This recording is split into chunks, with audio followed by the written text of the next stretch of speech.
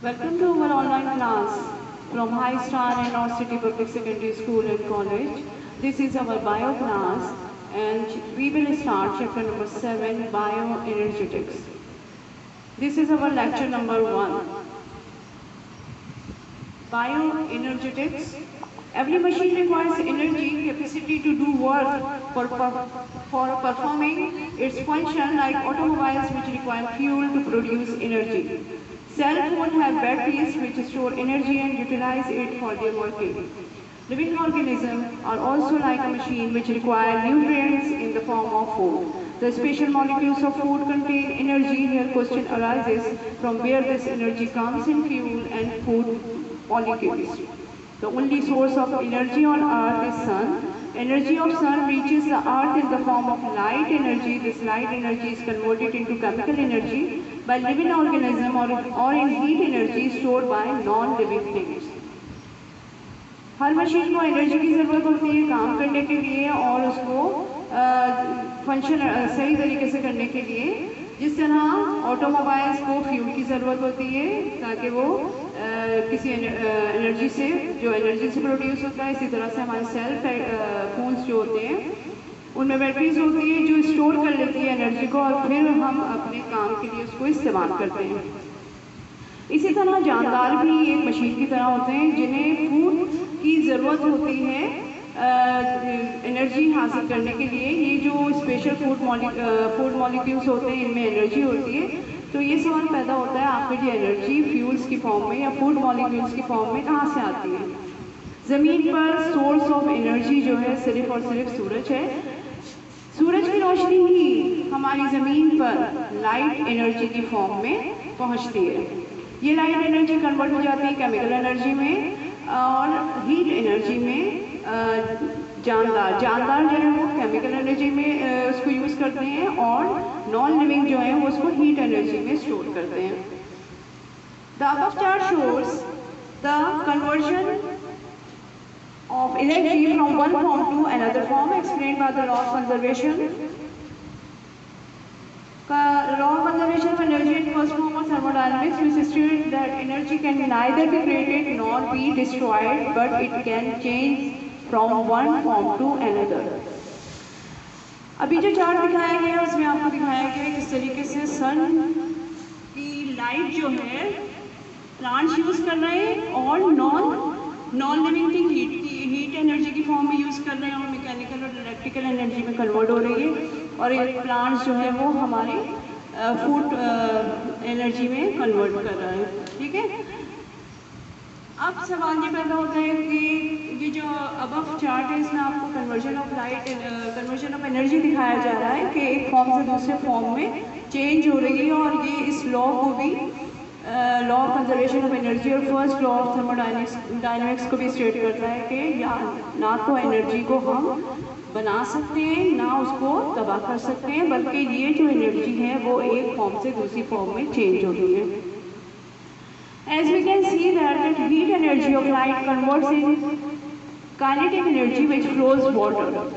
हम देखते हैं कि हीट एनर्जी जो है लाइट की हीट एनर्जी जो है वो कन्वर्ट हो जाती है काइनेटिक एनर्जी में जो फ्लो ऑफ वाटर का सबब बनती है, यानी कि बहाव का सबब बनती है। This kinetic energy of water in dams is converted into mechanical energy which falls on turbine.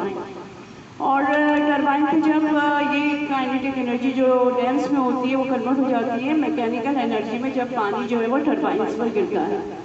This mechanical energy converted into light energy in bulbs and LED lights or again in mechanical energy in our fans. और यही mechanical energy जो है light energy में convert हो जाती है जो हम इस्तेमाल करते हैं बल्ब्स में, LED लाइट्स में, और फिर ये दोबारा मैकेनिकल एनर्जी में कन्वर्ट हो जाती है जब हम उसको स्टोर कर लेते हैं फैंस के अंदर। On the other hand, this light energy when falls on green parts of plant is captured and converted into chemical energy.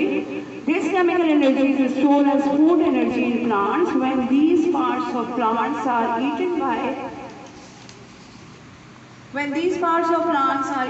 by animals, this energy is transferred into them, where the organism buried and remain under pressure inside the crust for millions of years. For millions of years, that chemical energy is converted into fossil fuel.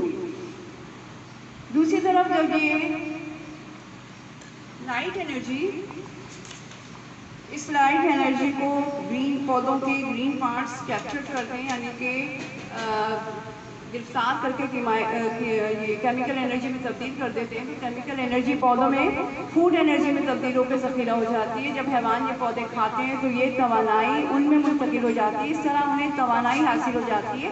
जबकि दूसरी तरफ ये जानदार ज़मीन में दफन हो जाते हैं और उन पर बहुत प्रेशर पड़ता है और लाखों साल इस अमल के दौरान उनकी केमिकल एनर्जी जो है वो फॉसिल फ्यूल में तब्दील हो जाती है। नेक्स्ट टॉपिक है हमारा bioenergetics and role of ATP। The study of this conversion of free energy into different forms by living organism is called bioenergetics. It is the part of biology, physics and chemistry concerned with the energy involved in making and breaking of chemical bonds found in the molecules of organism. Bioenergetic can also be defined as the study of energy relationships, energy transformation and transmission in living organism. Free oxygen, free energy जो है, free energy की conversion different forms of energy में तब्दील होने का, यानी कि जो स्टडी है, जो मुताला है, उसको हम बायो एनर्जेटिक्स कहते हैं। ये फिज़िक्स, केमिस्ट्री, बायो में का मजमा है। इसमें हम केमिकल बॉन्ड्स के बनने और टूटने के दौरान तवानाई के रद्द-ए-अमल को मुताला भी इसमें हम मुताला भी करते हैं। बायो एनर्जी की तारीफ हम इस तरह भी कर सकते हैं कि ये एनर्जी के बदलाव और उसकी नकलो हमल का ताल्लुक का मुताला है। नेक्स्ट टॉपिक है हमारा chemical process of energy transmission, यानी केमिकल प्रोसेस, कीमियाई अमल के दौरान किस तरीके से एनर्जी जो है वो ट्रांसमिशन होती है, उसकी नकलो हमल को हम देखेंगे। In living organisms, the energy is transferred through gain or loss of electrons during the formation and breaking of chemical bonds. There are two chemical processes where it occurs, known with the name of oxidation and reduction. The oxidation reaction are those reactions in which loss of electron and proton occurs. These electrons carry energy from the molecules from where they release to the molecules where they added. Example: iron breaks with oxygen to form chemical called rust. In this reaction, iron loses some electron which transfer to oxygen. In this reaction, iron is oxidized and it transfers energy to oxygen through electrons. On the other hand, reaction occurs called reduction, where gain of electron and pH occur. This gain of electrons also bring energy which is stored in it. Living organism के अंदर energy की मुंतकली का अमल जो है वो कीमियाई bond के टूटने और बनने के दौरान इलेक्ट्रॉन के लॉस और गेन होने से होता है। ये दो कीमियाई अमल हैं जहाँ ये वाक़े पज़ीर होते हैं। इन केमिकल रिएक्शंस को ऑक्सीडेशन और रिडक्शन कहा जाता है। ऑक्सीडेशन वो रिएक्शन है जहाँ इलेक्ट्रॉन और प्रोटॉन का लॉस होता है और ये इलेक्ट्रॉन इन मॉलिक्यूल्स से एनर्जी लेके जहाँ से खारिज होते हैं उन मॉलिक्यूल्स में मुंतकिल हो जाते हैं जहाँ ये जमा होते हैं। मिसाल के तौर पर आयरन जब मॉलिक्यूल्स से एनर्जी लेकर खारिज होते हैं तो इन मॉलिक्यूल्स में मुंतकिल हो जाते हैं जहाँ ये जमा होते हैं, वो जंग में तब्दील हो जाता है। मिसाल के तौर पर आयरन जब ऑक्सीजन से रिएक्शन करता है तो वो रस्ट कहते हैं, जंग लगने को, जंग में तब्दील हो जाता है। इस दौरान आयरन जो है इलेक्ट्रॉन लॉस करता है और ये इलेक्ट्रॉन ऑक्सीजन के एटम में दाखिल हो जाता है। इस अमल में आयरन की ऑक्सीडाइज होती है जबकि ऑक्सीजन की रिडक्शन होती है। इस तरह एनर्जी आयरन से ऑक्सीजन में मुंतकिल हो जाती है। दूसरी तरफ वो कीमियाई अमल जहाँ इलेक्ट्रॉन और प्रोटॉन हासिल होते हैं रिडक्शन कहलाता है। इलेक्ट्रॉन का ये गेन जो है तवानाई भी साथ लाता है और ये तवानाई यहाँ पर स्टोर हो जाती है। जानदारों में एनर्जी का एक मॉलिक्यूल दूसरे मॉलिक्यूल तक जो उनमें मुंतकली होती है उसको ऑक्सीडाइज और रिडक्शन ये दोनों प्रोसेस उनमें होते रहते हैं और इस तरीके से एनर्जी जो है वो ट्रांसमिशन होती रहती है।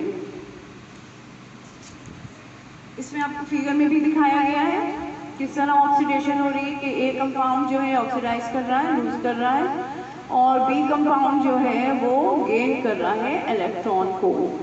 ठीक है, इस डायग्राम में आपको ऑक्सीडेशन और रिडक्शन प्रोसेस दिखाया गया है।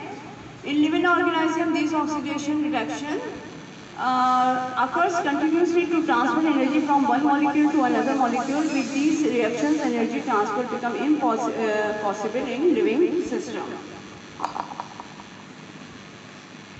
इसके बाद हम पढ़ेंगे energy currency in living organism. ये टॉपिक हम इंशाल्लाह अगले लेक्चर में कंटिन्यू करेंगे। इस लेक्चर को आप अच्छी तरह से सुने और अगले लेक्चर के लिए इजाज़त चाहते हैं। अल्लाह हाफ़िज़।